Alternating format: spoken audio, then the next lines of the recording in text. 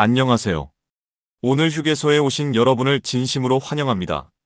저는 여러분과 함께 삶의 지혜를 나누는 이야기꾼입니다. 오늘도 따뜻한 마음으로 이 자리에 와주셔서 고맙습니다.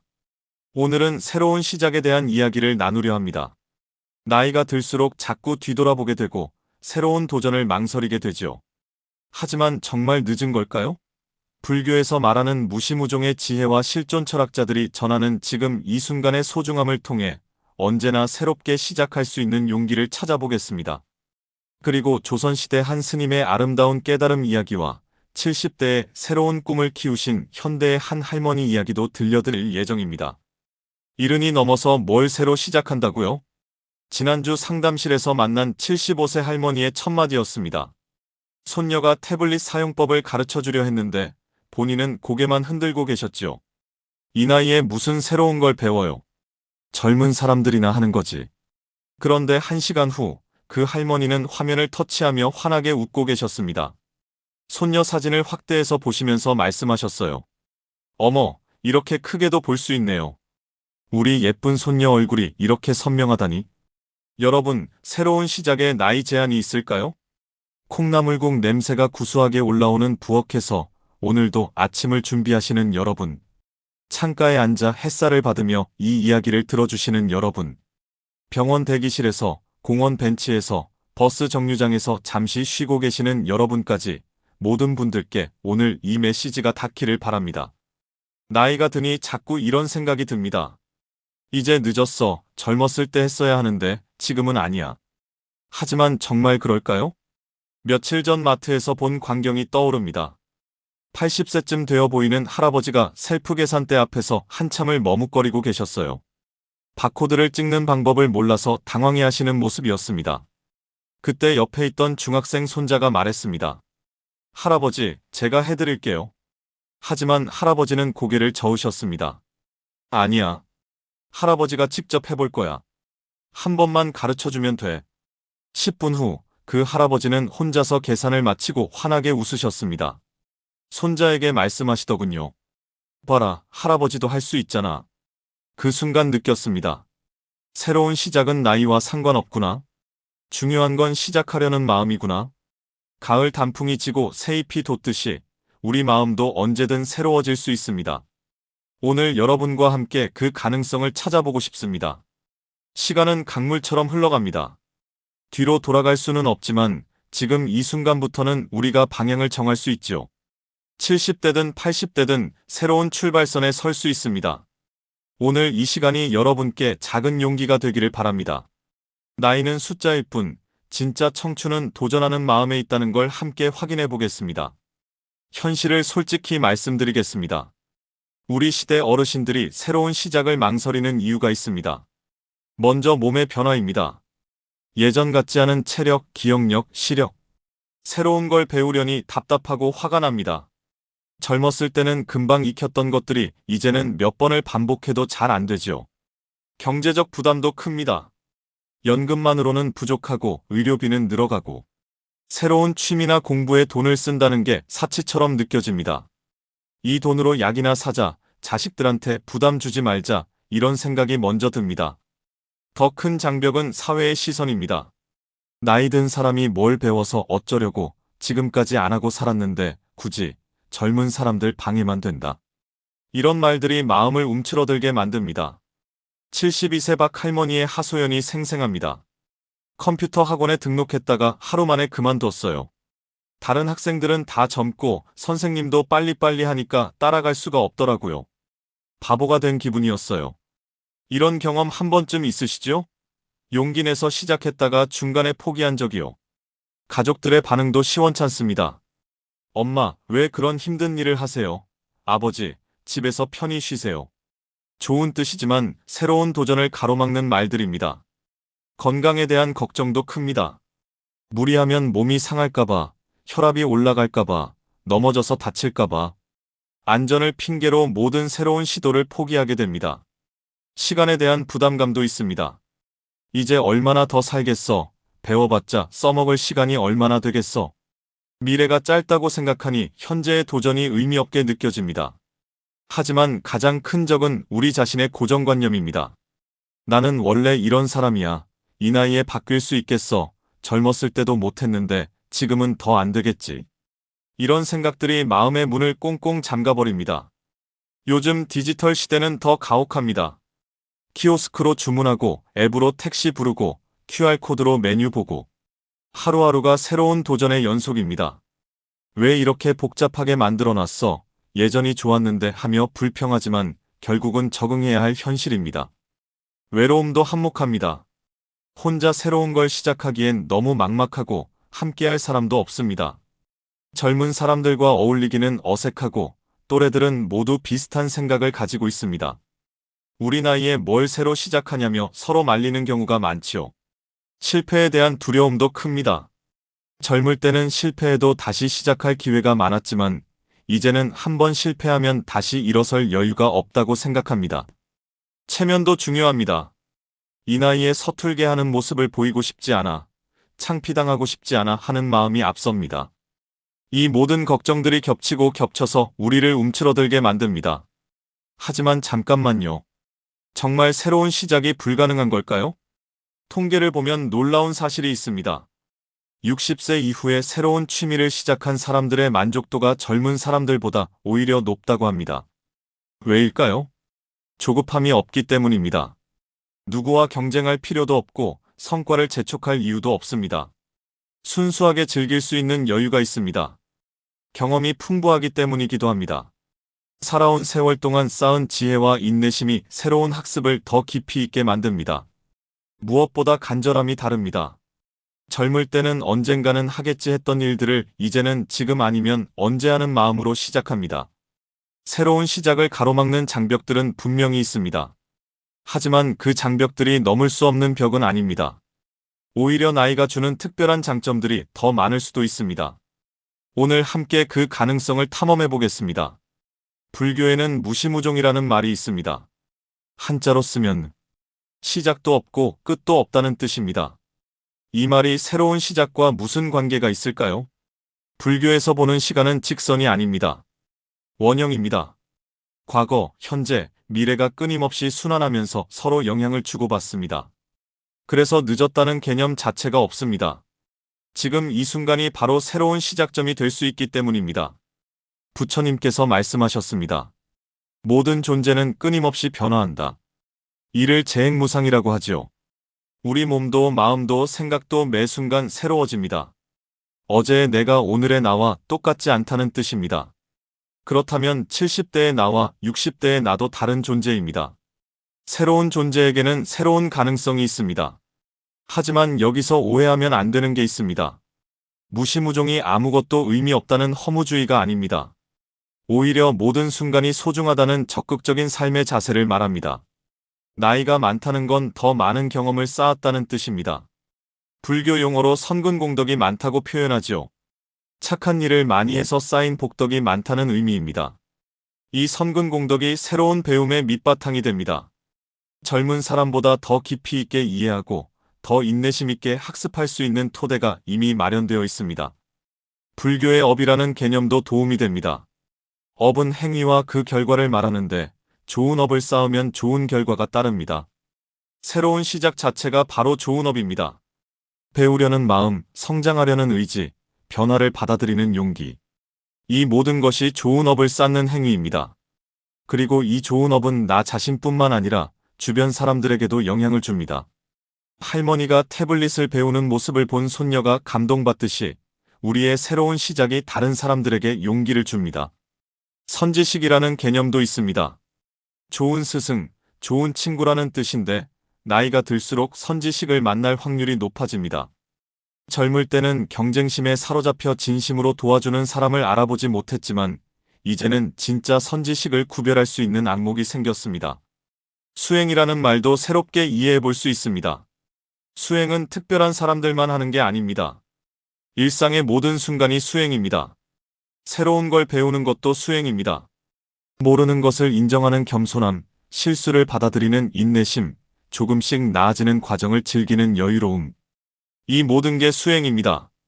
불교에서는 초심을 강조합니다. 처음 마음, 순수한 마음이라는 뜻입니다. 나이가 들수록 이 초심을 유지하기 어려워지지만 새로운 시작은 초심을 되찾는 기회입니다. 70세에 피아노를 배우는 할머니의 마음은 7세 아이와 똑같습니다. 그 순수함, 그 설렘이 바로 초심입니다. 보살도라는 개념도 도움이 됩니다. 보살은 자신의 깨달음만을 추구하지 않고 남도 함께 구원하려는 존재입니다. 우리의 새로운 시작이 나 혼자만을 위한 게 아니라 가족, 이웃, 후배들에게도 희망을 주는 일이라면 그것이 바로 보살의 마음입니다. 실천해 볼 수 있는 방법을 제시해 드리겠습니다. 첫째, 매일 아침 오늘은 새로운 하루라고 마음속으로 3번 말해 보세요. 어제와 오늘을 분리하는 연습입니다. 둘째, 작은 것부터 새로 배워보세요. 새로운 요리법, 새로운 길, 새로운 사람과의 인사. 거창할 필요 없습니다. 셋째, 실수를 두려워하지 마세요. 불교에서는 실수도 배움의 일부입니다. 아, 이런 방법은 안 되는구나 하는 깨달음도 소중한 지혜입니다. 서양의 실존 철학에서도 새로운 시작에 대한 깊은 통찰을 제공합니다. 실존 철학의 아버지라 불리는 키에르케고르는 말했습니다. 삶은 뒤돌아보면 이해되지만 앞으로 가면서 살아야 한다. 과거를 후회하며 살 수는 없습니다. 지금 이 순간부터 미래를 만들어가야 합니다.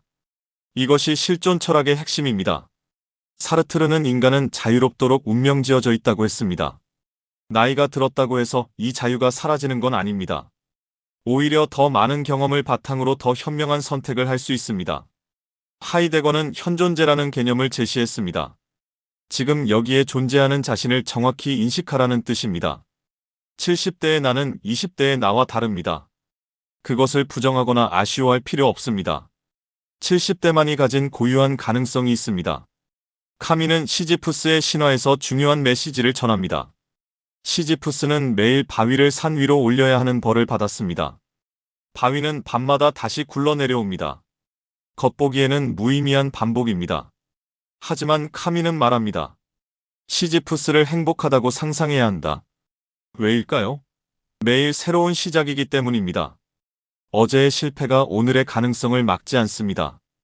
우리 노년의 삶도 마찬가지입니다. 매일 반복되는 일상 같지만 사실은 매일 새로운 선택의 기회입니다. 야스퍼스는 한계 상황이라는 개념을 제시했습니다. 죽음, 질병, 고통과 같은 피할 수 없는 상황에서 오히려 진정한 자아를 발견한다는 뜻입니다. 나이듦도 일종의 한계 상황입니다. 하지만 이 한계 안에서도 얼마든지 새로운 가능성을 찾을 수 있습니다. 실존 철학에서는 던져짐과 기획을 구분합니다. 던져짐은 우리가 선택할 수 없는 조건들입니다. 출생, 가정환경, 시대적 배경 같은 것들이지요.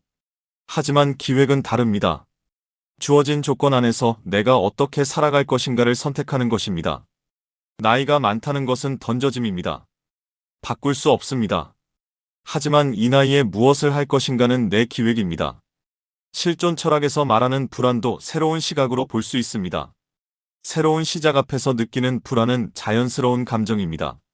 하지만 이 불안이 나쁜 것만은 아닙니다. 불안은 자유의 증거이기 때문입니다. 선택할 수 있기 때문에 불안한 것입니다. 베르그송의 지속 개념도 도움이 됩니다. 시간을 기계적인 시간이 아니라 의식의 흐름으로 이해해야 한다는 뜻입니다. 70세의 1년과 7세의 1년은 같은 시간이 아닙니다. 경험의 밀도가 다르고 의미의 깊이가 다릅니다. 나이가 들수록 시간의 질이 향상됩니다.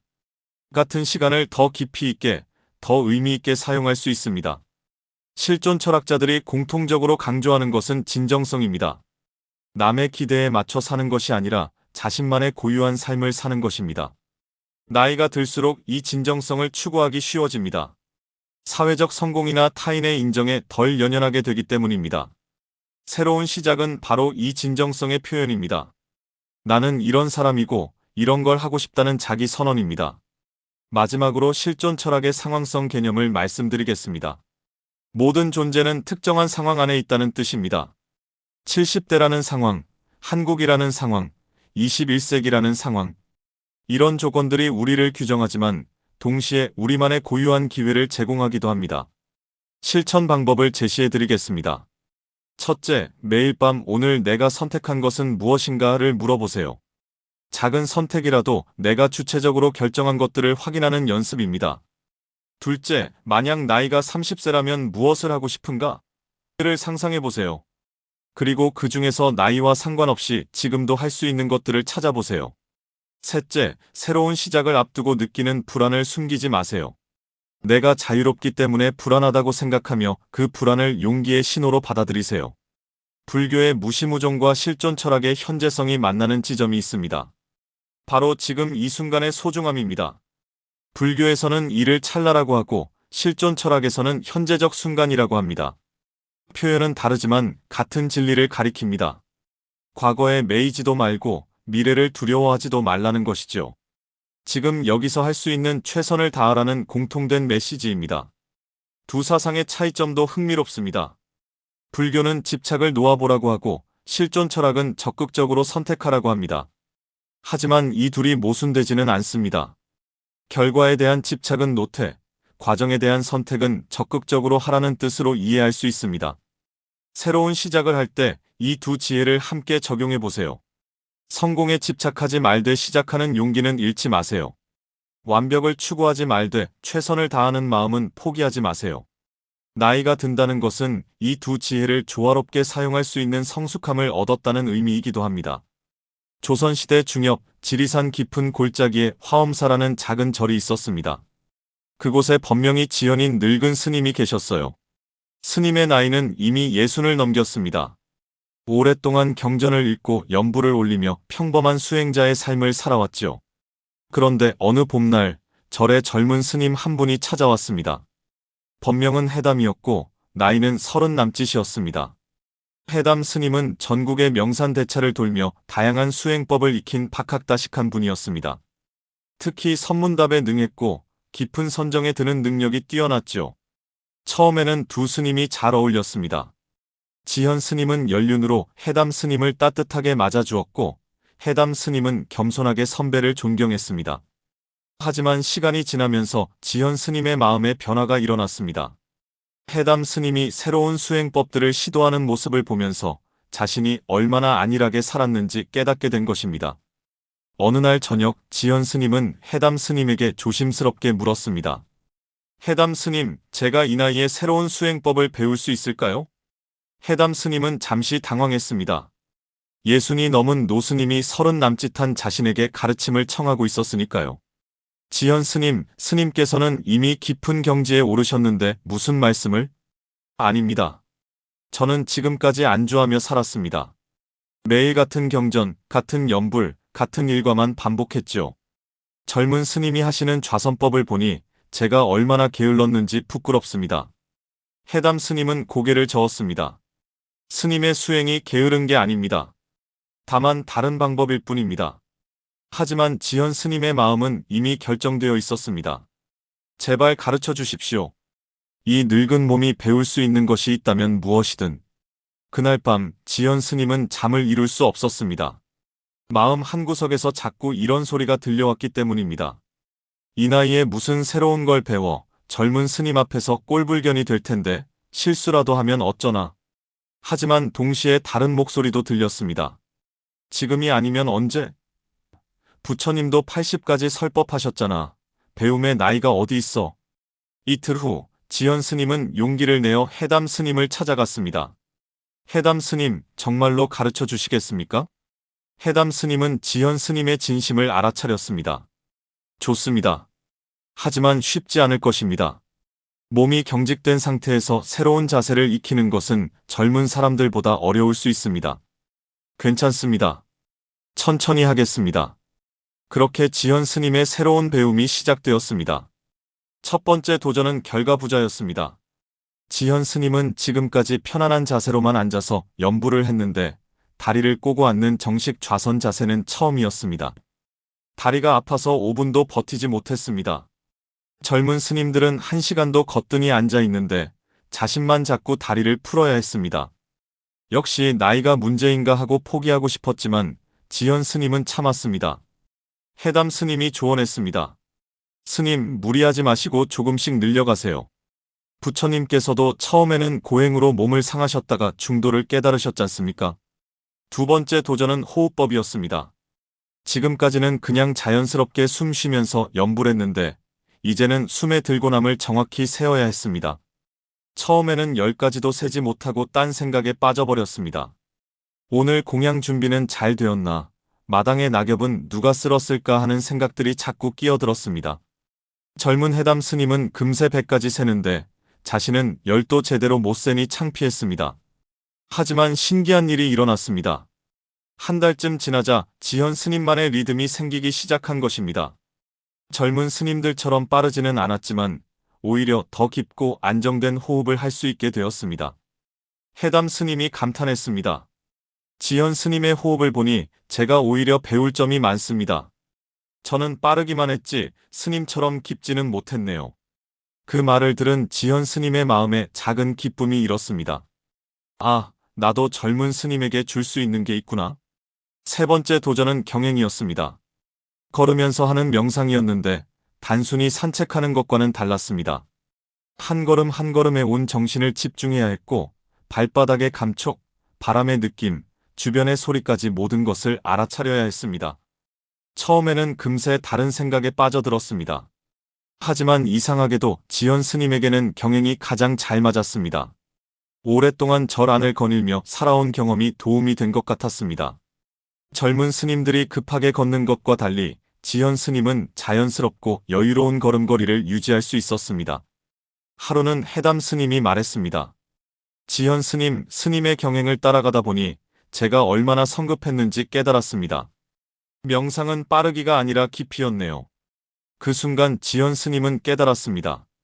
새로운 것을 배운다고 해서 젊은 사람처럼 될 필요는 없다는 것을, 자신만의 속도와 방식으로 해도 충분하다는 것을. 6개월이 지났을 때 놀라운 변화가 일어났습니다. 지현 스님의 수행에 깊이가 생겼습니다. 예전처럼 기계적으로 염불하는 것이 아니라 매 순간순간을 새롭게 경험하며 수행하게 되었습니다. 그리고 더 큰 변화는 마음의 변화였습니다. 나는 이미 다 늙었어. 새로운 건 무리야 하는 생각 대신 오늘도 뭔가 새로운 걸 발견할 수 있을까? 하는 기대감이 생겼습니다. 저를 찾는 신도들도 지현 스님의 변화를 알아차렸습니다. 스님, 요즘 더 밝아 보이세요. 뭔가 달라지신 것 같은데요. 해담 스님은 1년 후 다른 절로 떠나면서 지현 스님에게 말했습니다. 스님께 배운 것이 저에게 더 많았습니다. 나이는 장애가 아니라 축복이라는 걸 스님을 통해 배웠습니다. 지현 스님은 웃으며 대답했습니다. 해담 스님 덕분에 60세에 새로운 인생을 시작할 수 있었습니다. 나이는 숫자일 뿐이더군요. 그 후 지현 스님은 80세까지 20년을 더 사셨는데 생전에 이런 말씀을 자주 하셨다고 합니다. 배움의 늦은 때란 없다. 다만 시작하지 않을 때가 가장 늦은 때다. 김순자 할머니는 73세였습니다. 서울 변두리의 작은 아파트에서 혼자 사시며 자식들이 보내준 용돈으로 조촐하게 지내고 계셨어요. 남편을 먼저 떠나보낸 지 3년째, 할머니의 하루는 늘 비슷했습니다. 아침에 일어나서 약을 드시고 TV를 보시고 마트에 장을 보러 나가시고 저녁에는 자식들과 잠깐 전화통화를 하시는 게 전부였죠. 그런 할머니에게 변화의 계기가 찾아온 건 우연이었습니다. 어느 가을날 평소처럼 동네 한 바퀴를 산책하시다가 작은 간판을 발견하셨어요. 실버 문화센터, 어르신을 위한 다양한 강좌. 그냥 지나치려다가 문득 궁금해져서 안을 들여다보셨습니다. 할머니, 할아버지들이 둘러앉아 뭔가를 그리고 계시더군요. 저기서 뭐 하는 건가? 호기심이 생겨서 안으로 들어가셨습니다. 한 분이 친절하게 설명해 주셨어요. 어르신들 수채화 그리기 수업이에요. 매주 화요일 목요일에 해요. 아, 그림이요? 저는 그림 같은 건 못 그려요. 누가 처음부터 잘 그리나요? 다들 여기 와서 배우시는 거예요. 순자 할머니는 머뭇거리셨습니다. 어릴 때부터 그림에는 영 소질이 없다고 생각해 오셨거든요. 학교 다닐 때도 미술 시간이 제일 싫었고 평생 그림과는 거리가 먼 삶을 사셨죠. 나이도 많은데. 여기 계신 분들 보세요. 다들 70 넘으신 분들이에요. 나이가 뭐가 중요해요. 주변을 둘러보니 정말로 비슷한 연배의 어르신들이 진지하게 붓을 들고 계셨습니다. 그 모습이 왠지 평화로워 보였어요. 한 번만 구경해도 될까요? 물론이죠. 앉아서 보세요. 그날 순자 할머니는 1시간 동안 다른 어르신들이 그림 그리는 모습을 지켜보셨습니다. 처음에는 역시 나와는 다른 세상이네 싶었는데 자세히 보니 그분들도 실수하고 지우고 다시 그리기를 반복하더군요. 어머, 저분들도 나처럼 서툴러 하시네. 수업이 끝나고 한 할머니가 다가와서 말씀하셨어요. 처음 보는 얼굴이네요. 혹시 그림에 관심 있으세요? 아, 그냥 구경만 하는 거예요. 저도 처음엔 그랬어요. 구경만 하다가 어느새 1년째 다니고 있어요. 이거 중독성 있어요. 그분이 웃으며 자신의 그림을 보여주셨습니다. 완벽하지는 않지만 따뜻한 느낌의 풍경화였어요. 와, 진짜 예쁘네요. 이것도 처음엔 똥개 훈련 같았어요. 하하. 근데 계속 하다 보니 조금씩 나아지더라고요. 집에 돌아온 순자 할머니는 하루 종일 그 그림들이 머릿속에서 떠나지 않았습니다. 나도 저런 그림을 그릴 수 있을까? 하지만 곧 현실적인 걱정들이 밀려왔습니다. 수강료는 얼마나 들까? 그림 도구도 사야 하는데 괜히 돈만 버리는 건 아닐까? 며칠을 고민하다가 큰딸에게 전화를 드렸습니다. 엄마가 그림을 배우겠다고? 응, 그냥 심심해서 말이야. 엄마, 힘든 거 아니에요? 그냥 집에서 TV나 보면서 편히 쉬세요. 딸의 반응이 시원치 않았습니다. 둘째 아들에게도 얘기해봤지만 비슷한 반응이었어요. 엄마, 무리하지 마세요. 몸이 안 좋아지면 어쩌려고 그래요. 가족들의 반대에 순자 할머니는 포기하려고 했습니다. 역시 이 나이에 새로운 걸 시작한다는 게 말이 안 되나 보다. 하지만 며칠 후 또 그 문화센터 앞을 지나게 되었습니다. 어르신들이 웃으며 그림을 그리는 모습이 창문 너머로 보였어요. 한 달만 해보자. 용기를 내서 문을 열고 들어갔습니다. 지난번에 오셨던 분이네요. 드디어 시작하시는 건가요? 네. 한 달만 해볼까 해서요. 좋으세요. 환영합니다. 첫 수업날 순자 할머니의 손은 떨렸습니다. 붓을 제대로 잡는 것도 어색했고 물감을 섞는 것도 어려웠어요. 선생님이 오늘은 간단한 사과를 그려보겠습니다 라고 하셨는데 순자 할머니가 그린 사과는 영딴판이었습니다. 이게 사과야, 감자야? 옆에 앉은 할머니가 위로해 주셨어요. 괜찮아요. 저것도 처음엔 도깨비 방망이 같았어요. 그 말에 순자 할머니도 웃음이 나왔습니다. 두 번째 수업에서는 꽃을 그렸습니다. 여전히 어색했지만 첫 번째보다는 조금 나았어요. 오늘은 꽃 같네요. 선생님의 격려에 순자 할머니의 마음이 조금 놓였습니다. 한 달이 지나자 신기한 일이 일어났습니다. 그림을 그리는 시간에는 다른 근심 걱정이 사라지는 거였어요. 평소에는 건강은 괜찮나, 자식들은 잘 사나 하는 걱정이 늘 머릿속을 맴돌았는데 붓을 들고 있을 때만큼은 오직 그림에만 집중하게 되더군요. 그런데 두 달째 되던 어느 날 순자 할머니에게 시련이 찾아왔습니다. 그날은 풍경화를 그리는 날이었는데 다른 어르신들은 제법 그럴듯한 산과 나무를 그리고 계셨어요. 하지만 순자 할머니의 그림은 정말 엉망이었습니다. 산은 삐뚤어졌고 나무는 빼빼 말라 보였고 하늘색은 너무 진해서 폭풍우가 몰아치는 것 같았어요. 아이고, 이게 뭐야? 순자 할머니는 속상해서 눈물이 날 것 같았습니다. 옆자리 할머니들의 그림과 비교하니 더욱 초라해 보였어요. 그때 한 할머니가 작은 소리로 말했습니다. 저분은 정말 재능이 없으신 것 같아. 그 말이 순자 할머니 귀에 들렸습니다. 얼굴이 화끈거렸어요. 역시 나 같은 사람이 여기 올 곳이 아니었나 보다. 수업이 끝나고 집에 돌아온 순자 할머니는 그림 도구들을 한 구석에 밀어놓았습니다. 그만두자. 괜히 창피만 당했네. 며칠 동안 문화센터에 가지 않았어요. 화요일이 되어도 목요일이 되어도 집에만 계셨습니다. 그런데 이상했어요. 그림을 안 그리니까 오히려 더 답답했습니다. 예전에 느꼈던 그 평화로운 느낌이 그리워졌어요. 일주일 후 문화센터에서 전화가 왔습니다. 순자 할머니 요즘 안 보이시네요. 혹시 어디 아프신가요? 아, 그냥 좀 바빠서요. 아, 그렇구나. 그런데 할머니 그림 많이 늘었었는데 아쉽네요. 네? 늘었다고요? 네, 선생님도 그러셨어요.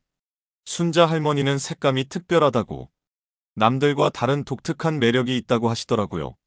그 말을 듣고 순자 할머니는 깜짝 놀랐습니다. 자신이 못 그린다고만 생각했는데 선생님은 다르게 보고 계셨던 거예요.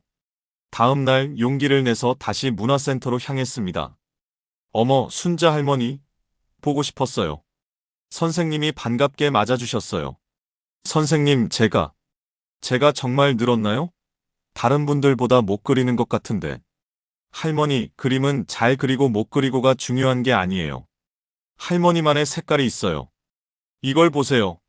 선생님이 순자 할머니가 지난번에 그린 그림을 꺼내셨어요. 그 엉망진창 같았던 풍경화였습니다. 이 하늘색 보세요. 남들은 다 파랗게 그리는데 할머니는 보랏빛이 섞여 있어요. 저녁 노을 같이 신비로워요. 정말요? 그리고 이 나무들, 빼빼 마른 것 같지만 꿋꿋하게 서 있는 모습이 할머니 세대의 강인함을 보여주는 것 같아요. 선생님의 말을 들으니 같은 그림이 다르게 보였습니다. 아, 내 그림도 나름의 의미가 있구나. 그날부터 순자 할머니는 다른 사람과 비교하지 않았습니다.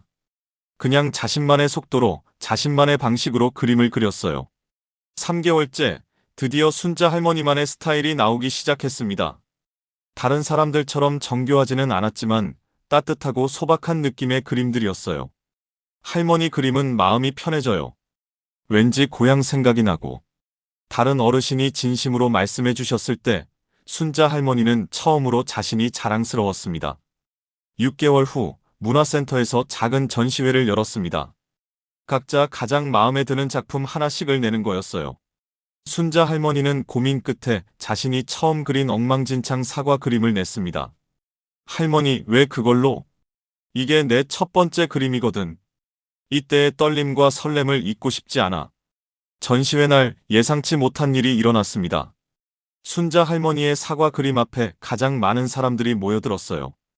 이 그림 참 정겨워요. 서툴지만 정성이 느껴져요. 처음 그린 거라고 하는데 이 용기가 대단해요.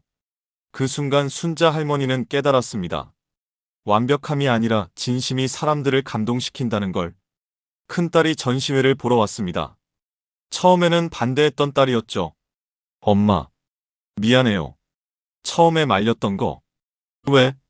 엄마가 이렇게 행복해 하시는 모습 오랜만에 봐요. 아빠 돌아가신 후로 처음이에요. 순자 할머니는 그제서야 알았습니다.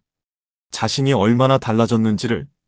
그림을 배우기 전에는 하루하루가 그냥 지나가는 시간이었어요. 의미 없이 흘러가는 일상의 연속이었죠. 하지만 이제는 달랐습니다. 매일 새로운 것을 발견하고 작은 것에도 기뻐하고 무엇보다 내일이 기대되었어요. 오늘은 뭘 그려볼까? 저 꽃 색깔은 어떻게 만들지? 구름 그림자는 어떻게 표현하지? 이런 생각들이 하루를 풍성하게 만들었습니다. 1년 후 순자 할머니는 문화센터에서 그림을 가르치는 보조 강사가 되셨습니다. 처음 시작하는 분들 마음을 가장 잘 아시니까요. 선생님의 제안이었어요. 제가요? 저는 아직도 못 그리는데. 실력이 아니라 마음이에요. 할머니처럼 따뜻하게 격려해 줄 수 있는 분이 필요해요. 지금 순자 할머니는 75세입니다. 매주 새로 오시는 어르신들에게 이렇게 말씀하세요. 저도 73세에 처음 시작했어요. 나이는 숫자일 뿐이에요. 중요한 건 시작하는 마음이죠. 그리고 항상 덧붙이시는 말이 있어요. 완벽할 필요 없어요. 그냥 즐기세요. 그림은 잘 그리는 게 목적이 아니라 행복해지는 게 목적이에요. 순자 할머니의 첫 번째 사과 그림은 지금도 문화센터 벽에 걸려 있습니다. 새로운 시작이라는 제목과 함께요. 자, 이제 오늘 우리가 함께 걸어온 길을 정리해 보겠습니다. 늦었다고 생각하는 그 순간이 실은 가장 빠른 때라는 이야기였습니다. 첫 번째로 불교의 무시무종 지혜를 통해 배운 것이 있습니다. 시작도 끝도 없다는 이 진리 앞에서 우리의 나이는 단지 숫자일 뿐입니다. 마치 강물이 끊임없이 흐르듯이 우리 삶도 매 순간 새로워집니다. 70세의 오늘과 69세의 어제는 다른 시간입니다. 새로운 시간에는 새로운 가능성이 숨어 있죠. 이것을 일상의 언어로 바꿔보면 이렇습니다. 아침에 눈 뜨면서 오늘은 새로운 하루라고 말하는 것처럼 지금은 새로운 시작이라고 말할 수 있습니다. 약봉지를 정리하면서도, 시장 바구니를 들면서도, 버스 정류장에서 기다리면서도 언제든 새로운 시작의 씨앗을 품을 수 있습니다. 두 번째로 실존 철학의 현재성에서 배운 지혜도 소중합니다. 지금 이 순간 우리는 여전히 선택할 수 있는 존재입니다. 과거는 이미 지나갔고 미래는 아직 오지 않았습니다. 우리에게 주어진 것은 지금 이 순간뿐입니다. 이 순간을 어떻게 사용할 것인가는 전적으로 우리 손에 달려 있죠. 이것을 가계부에 비유해 보겠습니다. 어제까지의 지출은 이미 기록되어 바꿀 수 없습니다. 하지만 오늘부터의 계획은 우리가 새로 쓸 수 있습니다. 인생도 마찬가지입니다. 가계부의 새 페이지에 새로운 계획을 적듯이 우리 인생의 새 페이지에도 새로운 꿈을 적을 수 있습니다. 세 번째로 지현 스님의 이야기에서 배운 교훈이 있습니다. 60세에 새로운 수행법을 배우기 시작한 스님의 용기 말입니다. 스님은 젊은 제자 앞에서 굴복하지 않았습니다. 체면을 내세우지도 나이를 핑계로 삼지도 않았습니다. 그저 배우고 싶은 마음에 솔직했을 뿐입니다. 이것을 동네 도서관에 비유해 보겠습니다. 도서관에는 나이 제한이 없습니다. 7세 아이도 70세 어른도 같은 책을 빌릴 수 있습니다. 지식 앞에서는 모두가 평등합니다. 우리 마음속 도서관에도 나이 제한이 없어야 합니다. 새로운 경험, 새로운 배움, 새로운 도전. 모든 책장이 우리에게 열려 있습니다. 네 번째로 순자 할머니의 그림 이야기에서 얻은 깨달음도 있습니다. 73세에 처음 붓을 잡은 할머니의 용기와 성장 말입니다. 할머니는 완벽함을 추구하지 않았습니다. 다른 사람과 비교하지도 않았습니다. 그저 자신만의 속도로, 자신만의 방식으로 나아갔을 뿐입니다. 이것을 텃밭 가꾸기에 비유해 보겠습니다.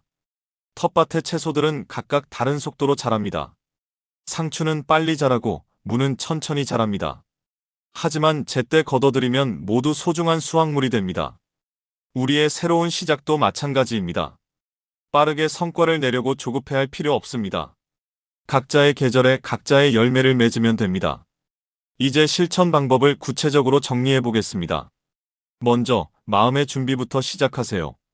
나이가 많아서 안 된다는 생각 대신 경험이 많아서 더 잘할 수 있다고 바꿔보세요. 마치 오래된 옷장을 정리하듯이 마음속 부정적인 생각들을 하나씩 꺼내서 점검해 보세요. 정말 필요한 걱정인지 아니면 습관적인 두려움인지 구분해 보세요. 두 번째로 작은 것부터 시도해 보세요. 거창한 계획을 세울 필요 없습니다. 새로운 산책로를 걷거나 새로운 반찬을 만들거나 새로운 사람과 인사하는 것부터 시작하세요. 이것을 약통 정리에 비유해 보겠습니다. 한 번에 모든 약을 바꾸지 않듯이 새로운 시작도 한 번에 모든 것을 바꿀 필요 없습니다. 하나씩 차근차근 바꿔가면 됩니다. 세 번째로 실패를 두려워하지 마세요. 실패는 새로운 배움의 기회입니다. 순자 할머니도 처음엔 엉망진창인 사과를 그렸지만 그것이 시작이었습니다. 이것을 요리에 비유해 보겠습니다. 새로운 요리를 할 때 첫 번에 완벽하게 나오지 않습니다. 짜기도 하고 싱겁기도 합니다. 하지만 몇 번 해보면 자신만의 맛을 찾게 됩니다. 새로운 시작도 마찬가지입니다. 처음에는 서툴러도 괜찮습니다. 조금씩 나아지면 됩니다. 네 번째로 혼자 하지 마세요. 함께할 사람을 찾으세요. 순자 할머니도 문화센터의 다른 어르신들과 함께했기 때문에 포기하지 않을 수 있었습니다. 이것을 동네 산책에 비유해 보겠습니다. 혼자 걷는 산책도 좋지만 이웃과 함께 걷는 산책은 더 즐겁습니다.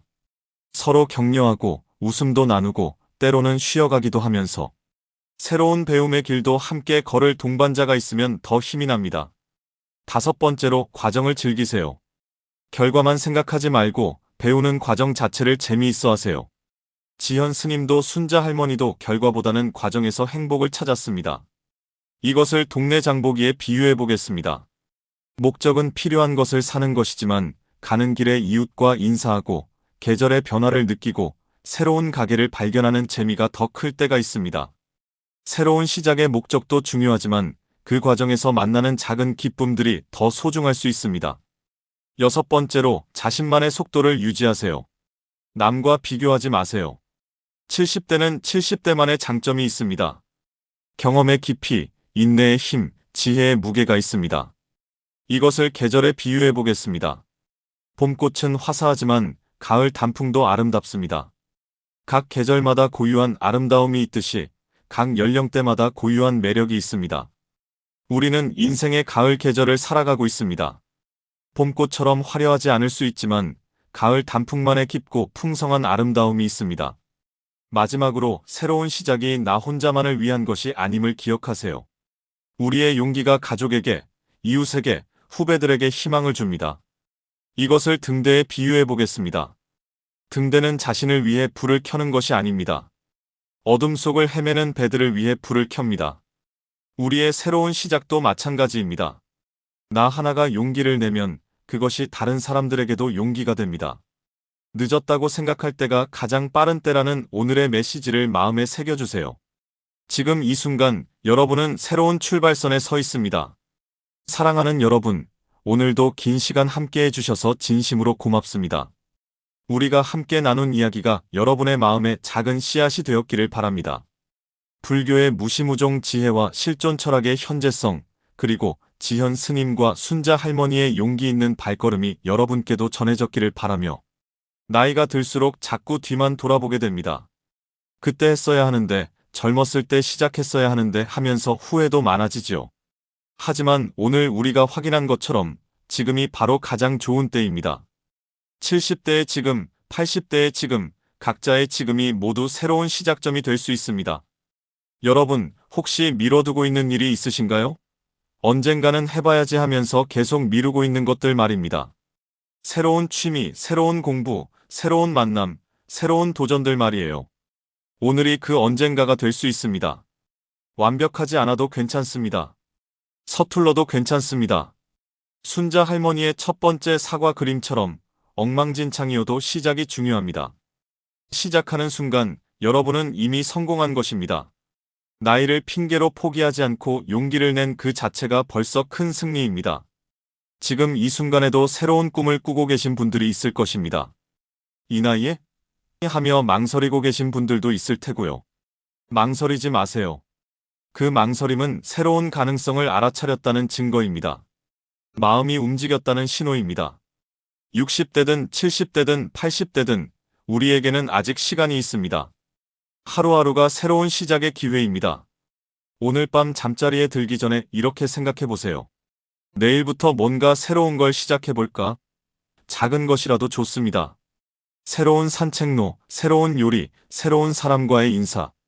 무엇이든 좋습니다. 그 작은 시작이 큰 변화의 출발점이 될 수 있습니다. 여러분의 건강도 챙기시길 바랍니다. 새로운 시작을 위해서는 건강한 몸이 필요하니까요.